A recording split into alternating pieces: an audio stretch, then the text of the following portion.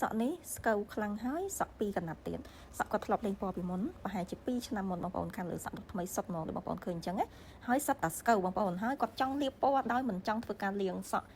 ពេញនិយមខ្លាំងណាភាសាចង់លាបពណ៌ហើយអត់ចង់លាងសក់ហ្នឹងអញ្ចឹងមានតែបញ្ហាអីពណ៌ត្រឹមប៉ុណ្្នឹងអីវិញមានចាំបាច់លាងទេថ្នាំ collagen របស់យើង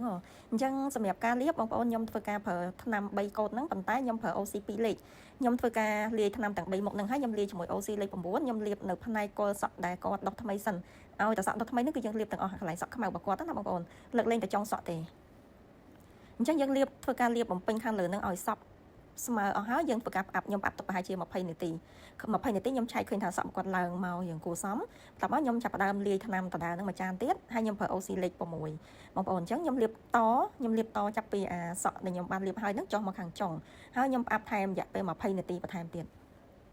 អញ្ចឹងដល់ពេលដែលដល់កំណត់ហើយយើងឆែកឃើញថាពណ៌ហ្នឹងវាចាប់ផ្ដើមឡើងមកស្មើគ្នាល្អហើយខ្ញុំក៏ធ្វើការយកភ្ញៀវមកកក់សម្អាតជាមួយនឹងសាប៊ូ collagen មុននឹងយើងធ្វើការកក់សាប៊ូបងប្អូនលាងថ្នាំឲ្យស្អាតសិនណាលាងថ្នាំពីលើសក់ឲ្យស្អាតហើយយើងធ្វើការកក់សាប៊ូហើយយើងធ្វើការស្ប៉ាសក់ប្រហែលជា5-6នាទីមកហើយផ្លុំគៀបមកគឺទទួលបានពណ៌មួយដ៏សែនស្អាតដោយមិនចាំបាច់លាងសក់ហើយពណ៌គឺថាស្មើពីលើដល់ចុងតែម្ដងបងប្អូនណាមើលសឹងថាមិនដឹងថាសក់គាត់មានដំណណាបងប្អូនមើលមិនដឹងថាសក់គាត់2កណាត់ទេណាហើយអាស្កូវរបស់គាត់នឹងក៏បាត់អស់ដែរបងប្អូនស្កូវរបស់គាត់មាននៅស្នាមស្កូវទៀតទេគឺចូលពណ៌គ្នាស្អាតតែមួយឡើង smooth តែម្ដងណាហើយតែសាយសក់ឡើងតុនភ្លឺឡូហើយការលាបថ្នាំបងប្អូនកុំភ្លេចដាក់ទឹកការពារចាស់ចូលផងវីដេអូនេះវារៀងបាត់បន្តិចតួចខ្លះដោយសារតែ